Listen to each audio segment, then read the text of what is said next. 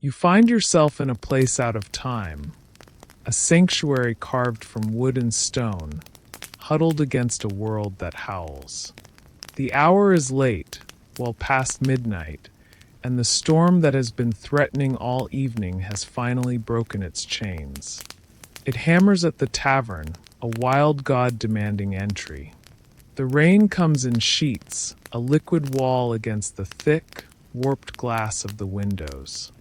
The wind moans in the chimney, a lonely, lost thing. But in here, there is a defiant warmth.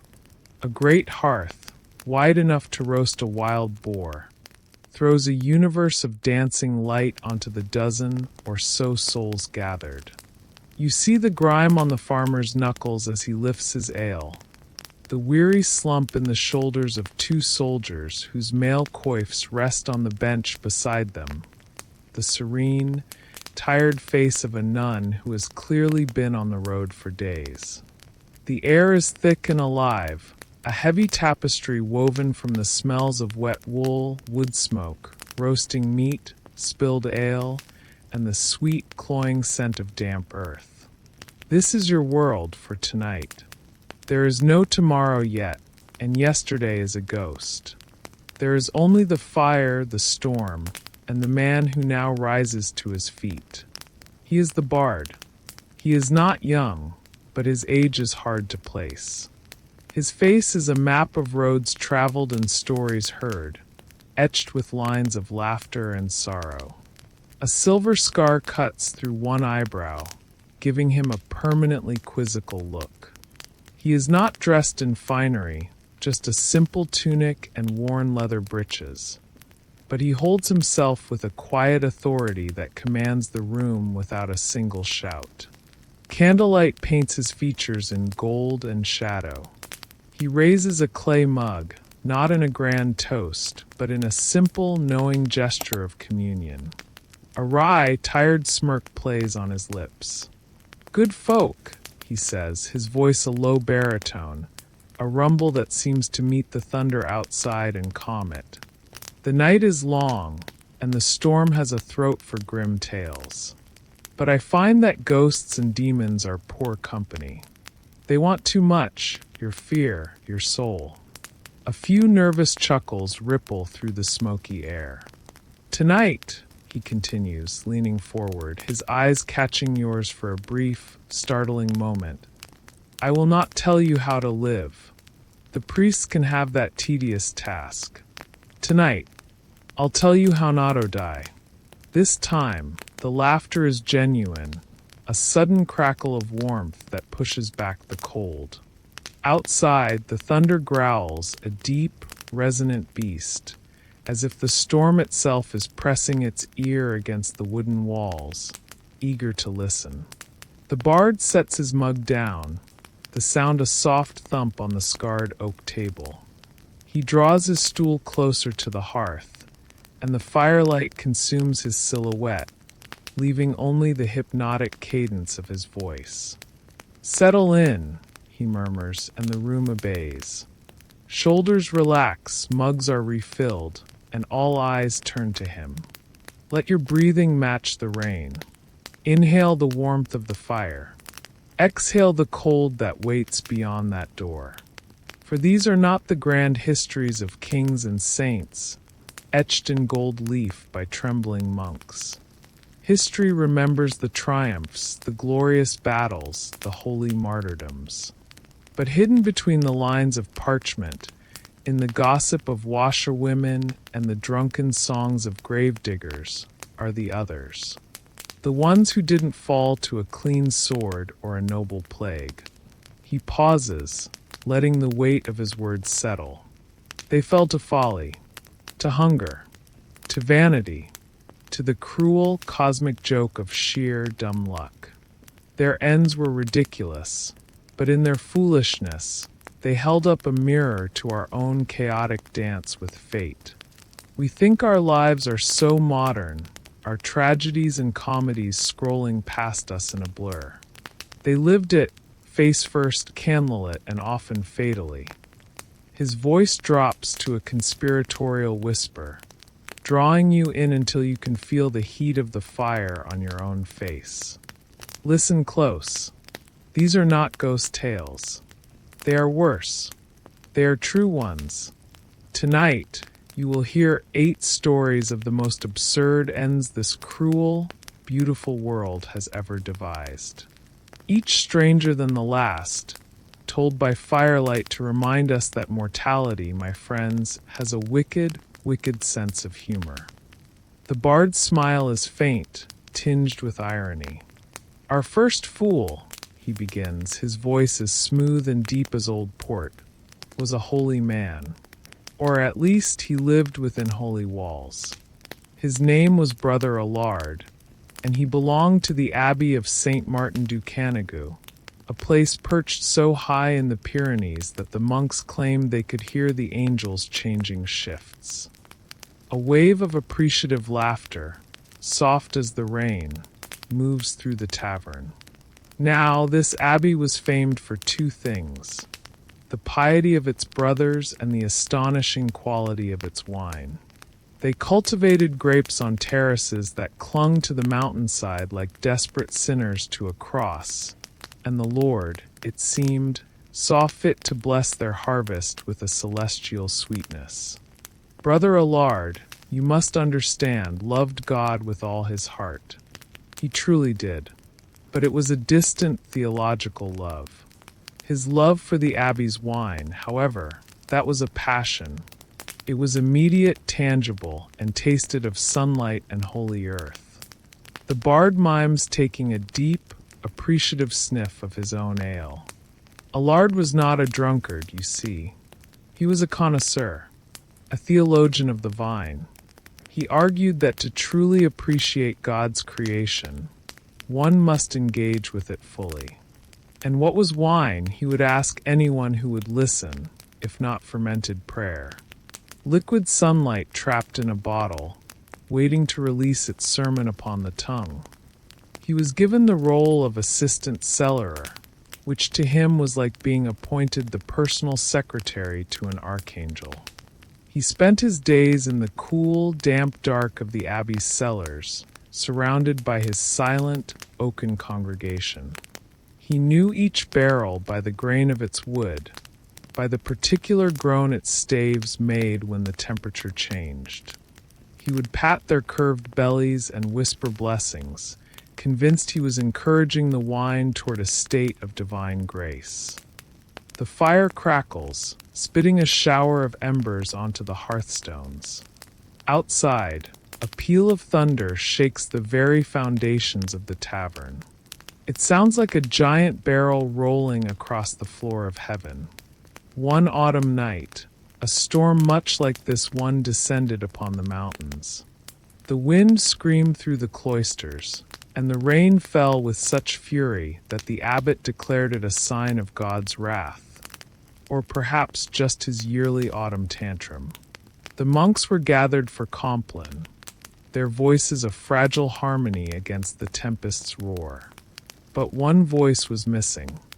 Brother Allard had decided, with the impeccable logic of the truly devout, that such a storm might frighten the wine. The sudden drop in pressure, the vibrations of the thunder, it could sour the delicate process of aging. It was his duty as a shepherd of the vine to go down and comfort his flock. The bard leans forward, his eyes glinting, and of course to bless the newest barrels. His method of blessing was thorough. It involved a small tasting cup, a steady hand, and a deeply contemplative palate. He began with a light, crisp white from the lower slopes, offering a prayer for clarity. Then a robust red from the sun-drenched southern face, a prayer for strength. He moved from barrel to barrel, his blessings becoming more fervent, his footing a little less certain.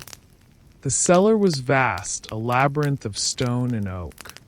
In the heart of it stood the great cask, a behemoth that held over 500 gallons of the abbey's most prized vintage, reserved only for the bishop's visit. It was Allard's cathedral. He climbed the small ladder that leaned against its side, his head swimming with piety and fermented grace. He needed to offer a special benediction for this holiest of holies. No one knows precisely what happened next. Perhaps a clap of thunder, louder than all the rest, shook the abbey to its roots. Perhaps his foot, slick with spilled wine, simply slipped. Or perhaps, in a moment of pure, ecstatic devotion, he leaned too far over the edge, seeking to become one with the divine spirit. Whatever the cause, Brother Allard tumbled headfirst into the great cask. The tavern is utterly silent, save for the hiss of rain and the popping fire. The wine was high. The opening was narrow. The storm outside covered any sound he might have made. And Brother Allard, a man who had dedicated his life to the appreciation of wine, was given the rarest of opportunities, total immersion. The bard lets the image hang in the air. They found him at dawn. The storm had passed, leaving behind a world washed clean and silent. The monks, having realized he was missing, searched the grounds and finally the cellar. It was a young novice who peered into the great cask and saw him. They said his face was peaceful, serene.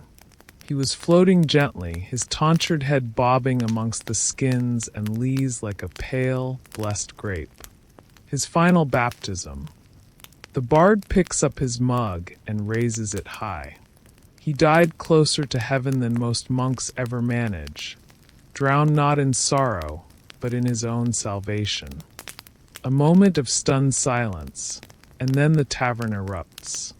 Laughter bursts forth, not cruel, but astonished, a great rolling wave of it that seems to push the storm back from the walls. The soldiers slap their knees, the farmer chokes on his ale, and even the nun hides a smile behind her hand. As the laughter subsides, settling into a warm, shared amusement, the bard takes a long, slow swallow of his ale. He wipes his mouth with the back of his hand, his eyes already distant, searching for the next soul in his strange procession. Wine can kill the pious, he says, his voice a little rougher now. But what of the proud? Pride, my friends, is a much faster poison. He nods to the two soldiers. You men know steel. You know the weight of a shield, the bite of an axe. But have you ever considered the mortal danger of a pig? The soldiers exchange a confused look, then chuckle. Our next fool wore armor instead of a habit. He was Sir Bors of Leicester, a knight of some renown and considerable physique. He was a mountain of a man, with a jaw like a block of granite and a belief in his own prowess that was as vast and unshakable as a cathedral. He was fond of boasting, especially after his third flagon of mead, that no man could best him in a fight, and this was his favorite line: no beast born of God or Satan could unhorse him. Fate, you see, has very large ears, and a particular fondness for such declarations. It was the time of the autumn harvest, a day of feasting and gratitude. The lord of the manor had thrown open his gates, and the entire village was celebrating. Long tables groaned under the weight of roasted chickens, pies, cheeses, and bread. Ale and cider flowed like a river. Sir Bors was in his element, holding court, his polished armor gleaming in the torchlight, recounting his glorious and probably exaggerated deeds of valor. The bard uses his hands to paint the scene, the bustling, chaotic joy of a medieval feast. The air was full of music from a three-stringed viol, the shouts of children playing tag, and the happy, drunken noise of a village letting go of its troubles. And into this scene of merriment wandered a pig. Not a great, tusked boar from the deep woods.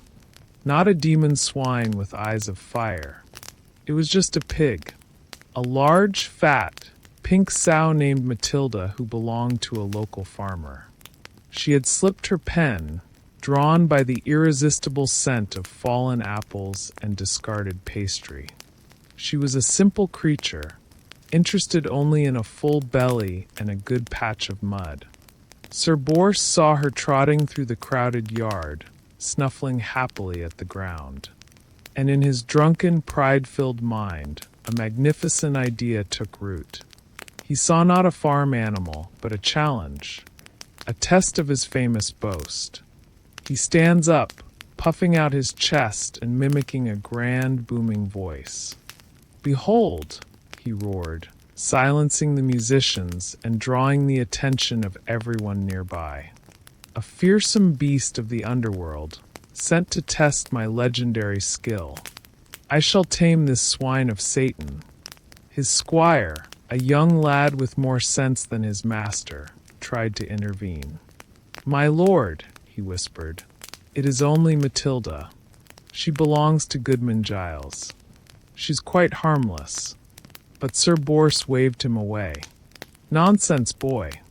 All evil appears harmless at first. Fetch my lance." He didn't wait for the lance. Drawing his great sword with a theatricality, he began to stomp towards the bewildered pig. Now imagine the scene. A man weighing 20 stone, encased in 50 pounds of steel plate, trying to move with grace and menace.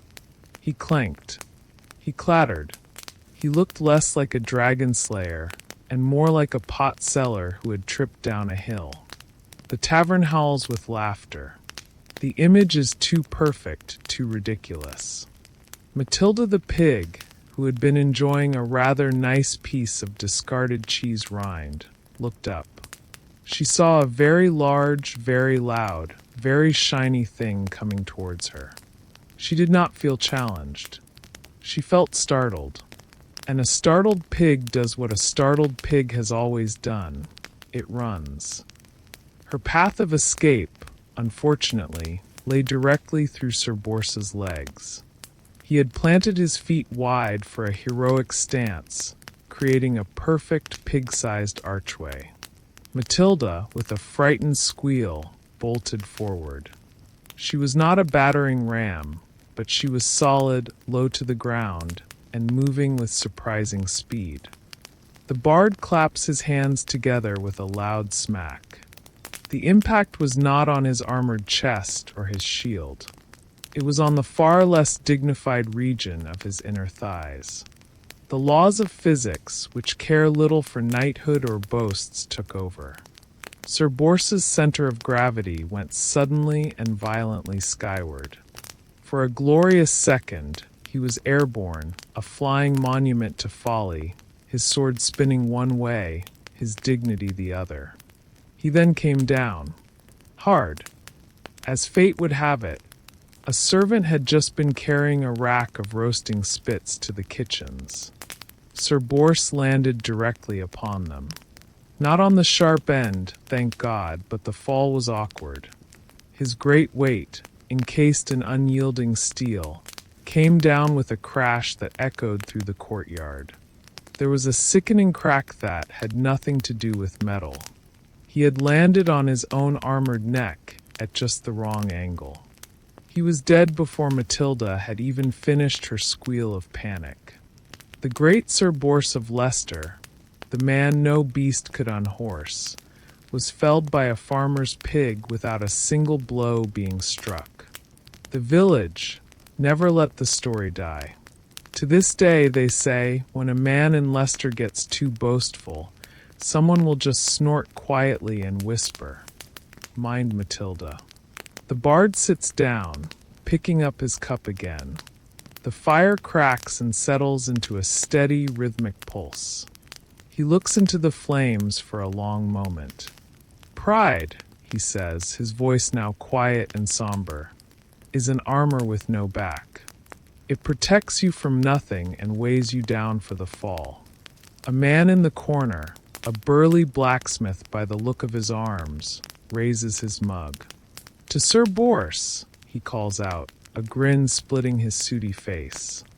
The whole tavern joins in, a chorus of laughter and clinking mugs. To Sir Bors, the boisterous energy from the night's tale settles, leaving a warm afterglow. The rain has softened its assault on the roof, turning from a furious drumming to a steady, percussive hiss. It's a sound that encourages introspection, a sound for quieter, stranger stories. The bard seems to feel it too. He pulls his stool even closer to the fire, the shadows on his face deepening, making him look like a creature born of firelight and secrets. We have seen a man die for his belly and a man die for his pride. The bard begins, his voice now a low, mesmerizing hum. But our next fool died for something far more elusive. He died for knowledge, or what he believed was knowledge. His name was Theobald, and he was an alchemist in the city of Padua. He was not a charlatan or a fraud who promised to turn lead to gold for gullible merchants. No, Theobald was a true scholar. His rooms were a testament to a life spent in pursuit of secrets. Every surface was buried under scrolls and codices, some written in Latin and Greek, others in the cryptic symbols of the Arabs and the Jews. The air in his workshop smelled of sulfur, dried herbs, and the peculiar metallic tang of mercury. Strange glass contraptions, alembics, retorts, and cucurbits, bubbled and steamed over gentle flames, their contents glowing with unnatural colors. You can picture it, the obsessive clutter, the single-minded focus of a man who believes he is on the verge of unlocking God's own blueprints for the universe. Theobald had one great obsession, the ultimate prize of his art, immortality. He wasn't interested in wealth or power. He considered them vulgar distractions. What he wanted was time. Endless time to read every book ever written, to learn every secret the stars held in their cold, silent hearts. He saw death not as a natural end, but as a rude interruption to his studies. For 20 years he toiled. He distilled dew collected on a lion's mane at dawn. He calcified the bones of saints. He tried to capture the essence of moonlight in a silver bowl. And finally, he believed he had found the key. An ancient Egyptian text spoke of a concoction that joined the spirit of the earth with the light of the heavens. Theobald, after years of painstaking research, interpreted this to mean a fusion of mercury, which he called quicksilver, the living metal, the spirit of the earth, and pure golden honey, the captured light of 1,000 suns. The bard lets a small, sad smile touch his lips. It is a kind of poetry, is it not? A beautiful, deadly poetry. His assistant, a young man named Piero who was more concerned with living one life well than living forever, begged him to stop. "Master," he'd plead, "the texts warn that quicksilver is the dragon's tear. It devours the flesh from within. It brings not life, but a cold, creeping death." Piero had seen what the mercury vapors did to the other alchemists in the city. The trembling hands, the lost memories, the teeth that fell from their gums like loose pearls. But Theobald would not be swayed. "Fear is the language of the ignorant, my boy," he would say, his eyes shining with a feverish light. "Curiosity is its own religion, and I am its most faithful servant." They called Copernicus a heretic, did they not?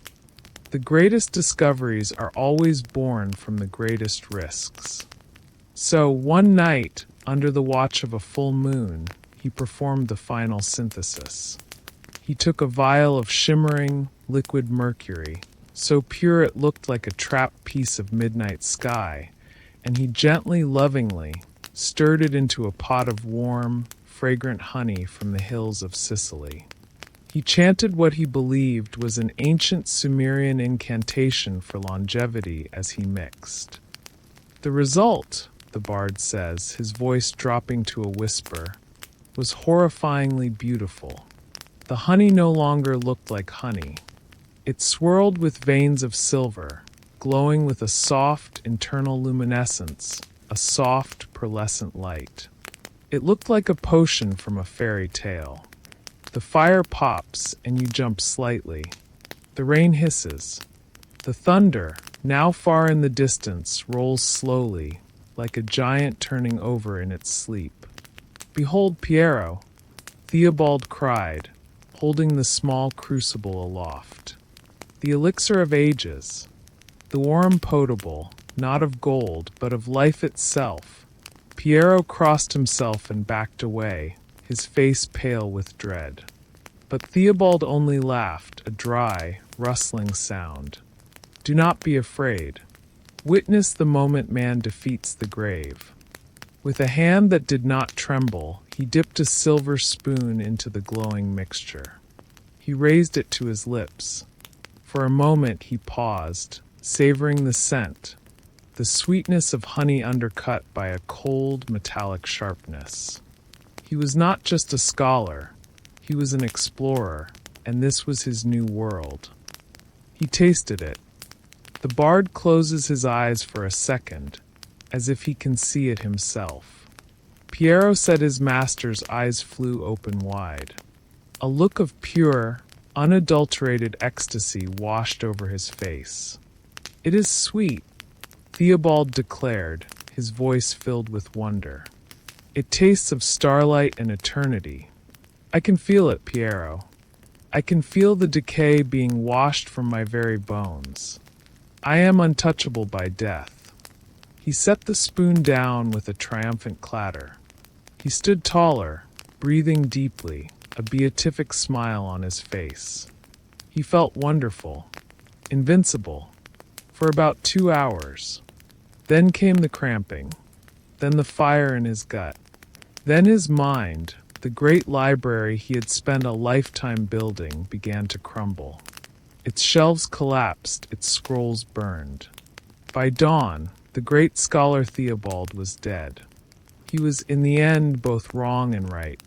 He had not become untouchable by death, but by dying in such a singular, intellectually arrogant way, he had ensured his own small slice of immortality. The bard winks, the gesture a flash of light in the dim tavern. He lived forever, in the town's cautionary songs, a lesson taught to apprentices for generations. Never sweeten your drink with a dragon's tear. The crowd doesn't laugh this time. They chuckle, a low, thoughtful rumble.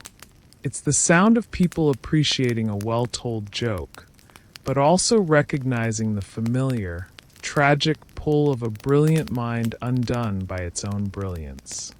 The tale of the alchemist leaves a strange chill in the air, a metallic aftertaste of ambition gone wrong. The mood in the tavern has shifted. The early boisterousness has mellowed into a more contemplative silence. Your fellow patrons stare into their cups or into the fire, lost in their own thoughts. The bard allows the quiet to linger, to breathe. He knows the rhythm of a story, and he knows that after a tale of the mind, it is time for a tale of the heart, or, in this case, the lungs. What they remembered was the sound. First, a stunned silence. Then a single snort from a portly baron. Then a giggle from a lady in waiting. And then the hall didn't just laugh, it detonated. A tidal wave of pure, helpless, gut-wrenching laughter swept the room. Knights in full armor wept, their bodies shaking. Ladies gasped for air, their faces red. The king himself threw his head back and roared, a sound of pure, unkingly joy. But the loudest laugh of all came from Pippin. He had done it. He had saved the night. He had vanquished the gloom. The joy of his own creation filled him up, and he laughed with them. He laughed from his toes, a great, heaving, barking laugh of triumph and release. He laughed so hard he began to stagger. He clutched his stomach, his face turning from red to purple. The king, wiping tears from his own eyes, thought it was part of the act, the fool literally dying of laughter. He applauded, roaring, "Bravo, Pippin! Bravo!" The court, seeing the king's reaction, laughed even harder at the jester's brilliant physical comedy. But then Pippin's laughter changed. It became a ragged, desperate gasp.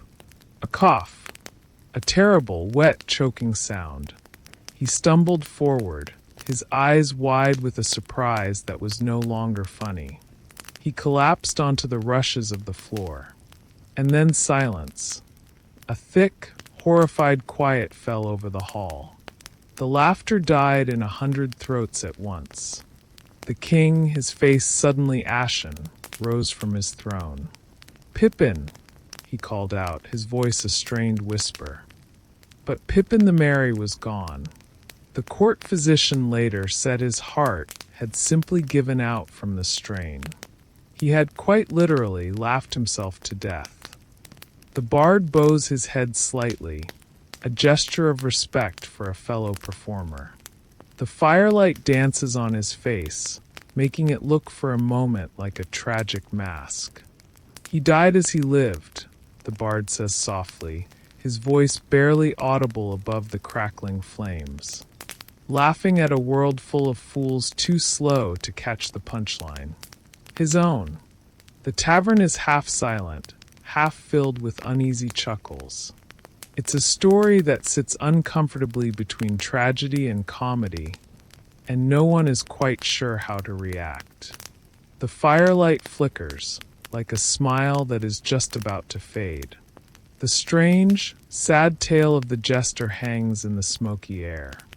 The laughter it prompted was uncertain, tinged with a melancholy that perfectly matches the endless, weeping sound of the rain outside.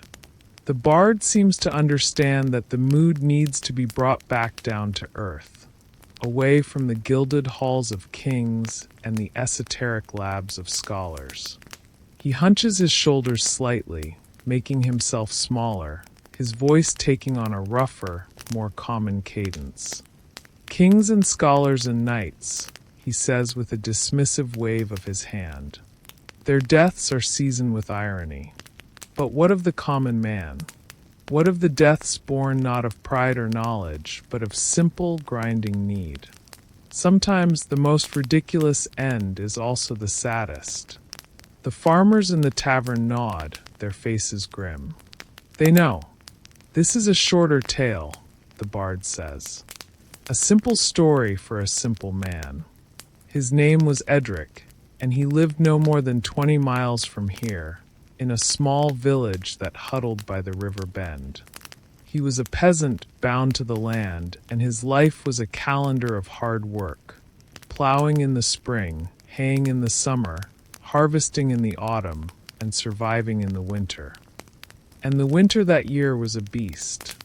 It came early and gripped the land with teeth of ice. The river froze solid enough to drive a cart across.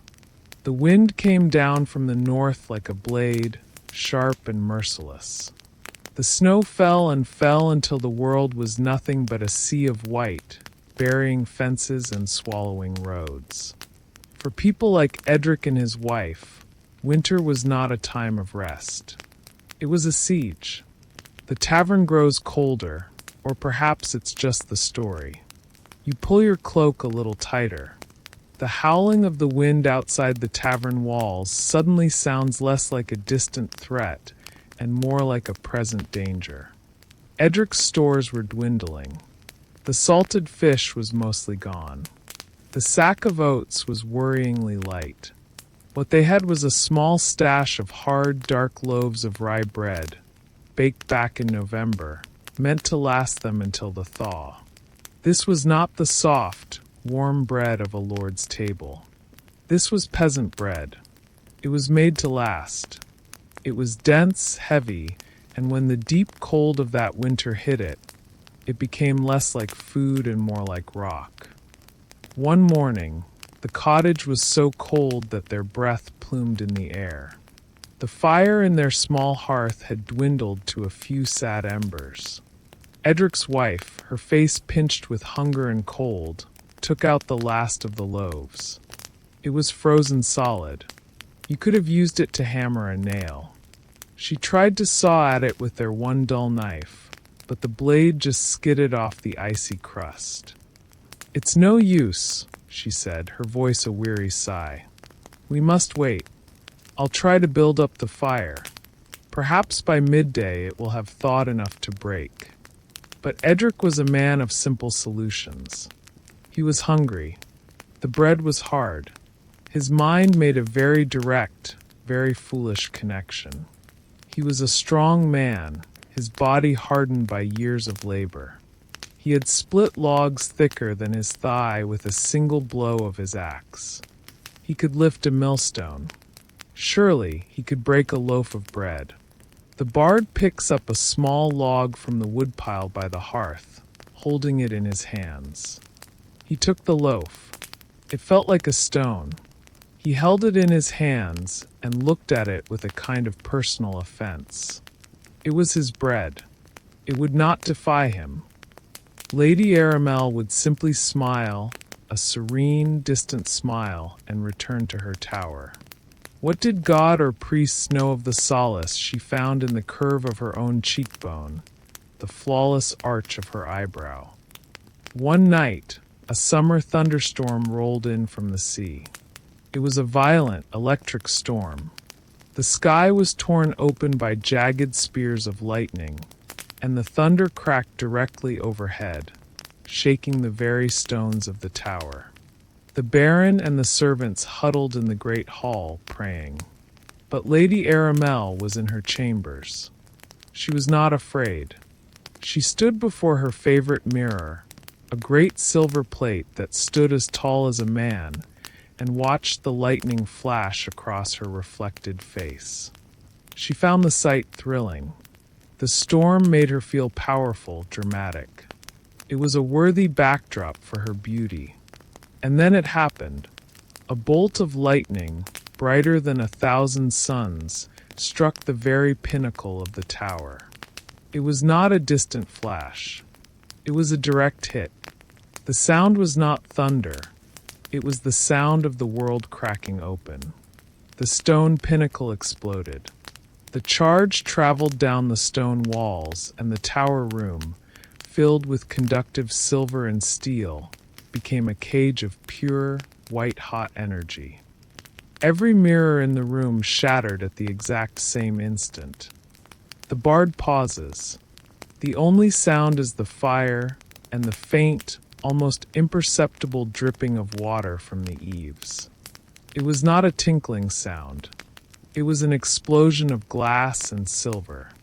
1,000 images of Lady Aramel were thrown into the air, broken into jagged, glittering shards.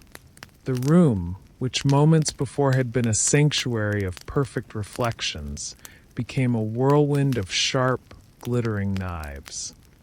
A serving maid, braver than the rest, finally dared to climb the tower stairs after the storm had passed.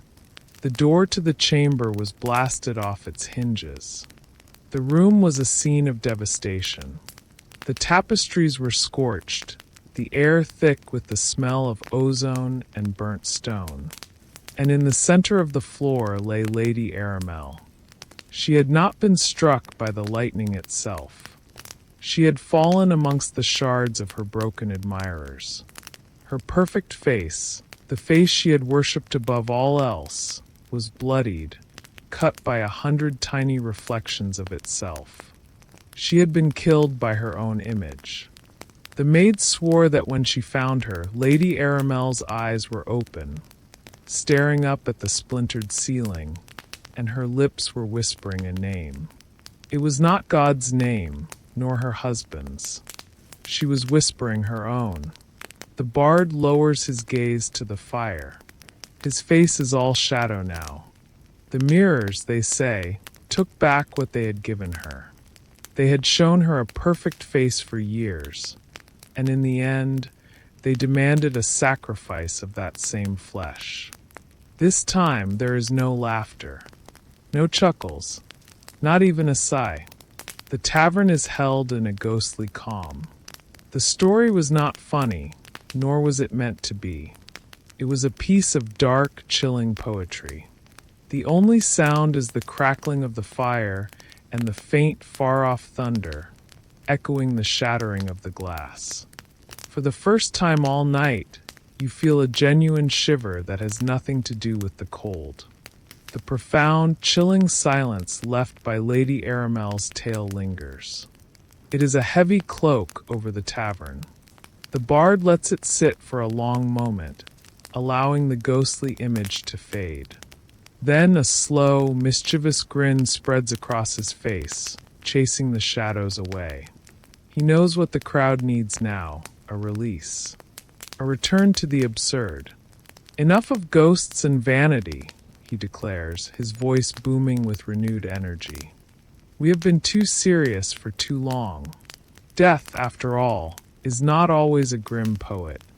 Sometimes he is a clumsy clown, a slapstick artist who delights in pure, unadulterated chaos.